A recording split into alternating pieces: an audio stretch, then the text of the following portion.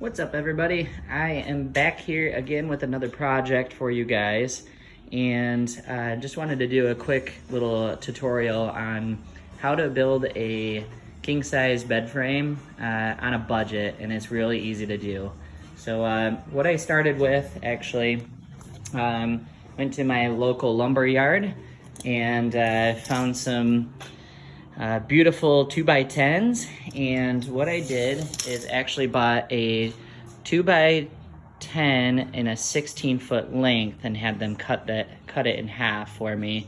Just cheaper, easier to do, and they didn't have many 8-footers available. So just wanted to show you around a little bit. I basically have everything ready, but it's pretty self-explanatory. But I know when trying to build this bed, this is my second frame, bed frame that I've done, and I could not find any videos out there for measurements and so on and so forth.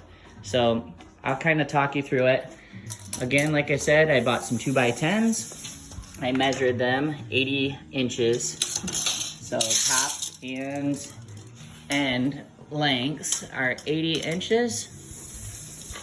80 there.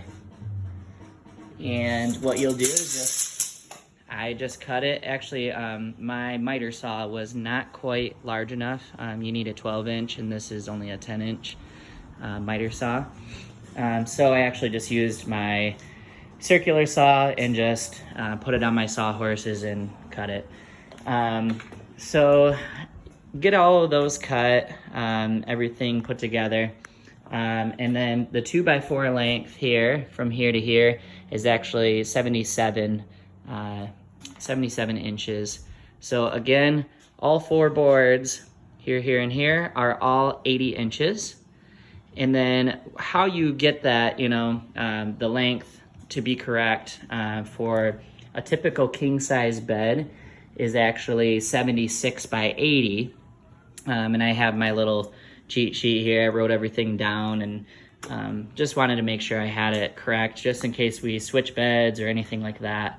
And then what I went ahead and did is actually use my Kreg jig system. This little guy right here, it's super cheap, easy to find any hardware store or anything like that. Big box stores, they'll have them. And I'm using an 1.5-inch Kreg screw with the bit, everything. So it's a little kit. And this is actually just a clamp that, it's not an actual Kreg clamp, but this is what I use, and it's easy.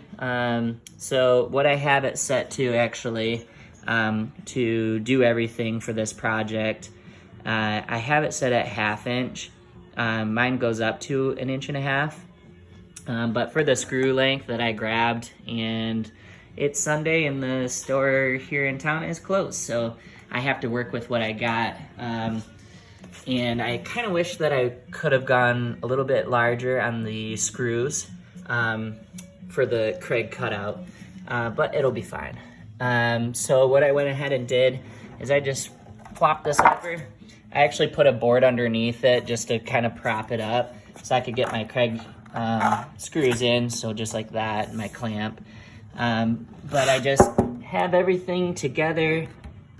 Just to show you a little bit faster. Obviously, if you guys don't know how to use a Kreg jig, sure, there's tons of videos out there to show you that.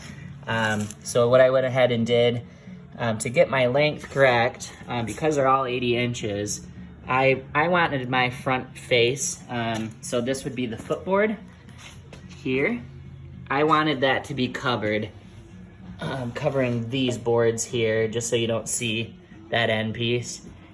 You will see it here, but we're kind of going for a little bit of a rustic farmhouse look. That's kind of what we have, the style in our home. So when you go to do it, you're going to want to put all of your pocket holes going into that footboard, and then you'll repeat it down there for the headboard. That would be basically considered the headboard. I'm not building a headboard. This is just a basically like a floating frame kind of look. And we have a memory foam mattress, so it does not have a box spring or anything like that. So I am actually, so I have my 2x4 set. Everything's ready to go. And what I'm going to do is actually lay some plywood in. There'll be, right down the center, I'm just gonna cut from 2 sheets of plywood, which are 4x8, just half and half, or you can go this way, whatever you choose. But I just typically think, you know, his and her, or however you sleep on your king size bed. So that's got support, this has support. And that's definitely sufficient enough. I went ahead and I had some extra leftover 2x4s after I cut my center pieces and everything here. So I went ahead and threw these in the corner just for a little extra support. And I kind of thought, you know what, that's gonna kind of tighten this corner up. All the corners will be nice and tight. And that's what we want. These are all sanded already, so I've already sanded everything, because obviously you guys don't want to sit here and watch me sand a board. That would be very boring. So what I went ahead and did is actually, I'll show you the sandpaper. On my orbital sander, I just have a 40 grit sandpaper sheet. And then I went to 60 after I completely sanded the boards up here on my sawhorses. So yeah, I start with 40, 60 grit, and this is 120.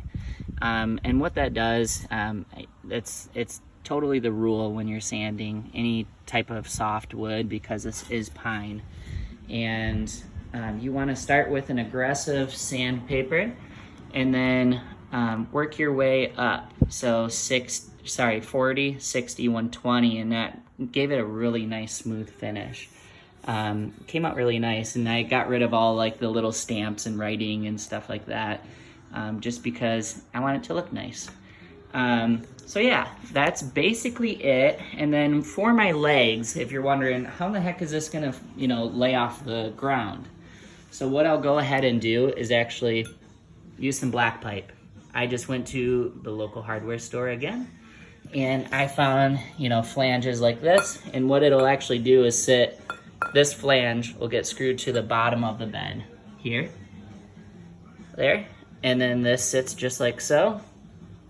And then what I like to do is get some of these caps, rubber leg tips, put the tip, just these rubber caps right on the bottom here. This isn't threaded on this end because it was a cut-off piece, because they thread black pipe there. So just gonna put the cap over those just to kind of protect our floor. Carpet, hardwood floors, anything that you guys have, you're gonna want to protect that, because this metal is kind of raw and sharp and not really something you want on your floor. And then you know, it's up to you if you want to paint it, stain it, whatever you plan to do. Some people get creative with pine boards and you can burn them and do all kinds of cool stuff, but we like this color stain. Obviously we use it a lot. This is just a dark walnut stain that I'm about to put on there. And then you know what, I'm just gonna use a water-based top coat, basically like a poly. But water-based, because it's going in the house, it does not need to be oil-based, and that should be sufficient enough. But yeah, that is basically it. I just wanted to show you guys, and maybe if I feel like getting fancy with the video, I'll do an edit and kind of show you how it looks afterwards, or maybe just a photo for the front cover photo of this video. If you have questions, please comment below. I do these videos just to help you guys out, to, you know, just make life easier. Maybe you're sitting there wondering how you want to get you know, a inexpensive bed frame at a, you know, easy cost, and you are handy, you can build it yourself. I personally really dislike all of the bed frames that I ever see online, and they never fit what we want. One thing I forgot to mention, this is a foot long. I went with the 12-inch pipe because I felt like we wanted to have our bed sitting up just a little bit higher. but not too high.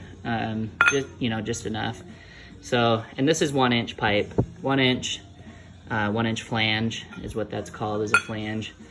So yeah, if you have questions, let me know.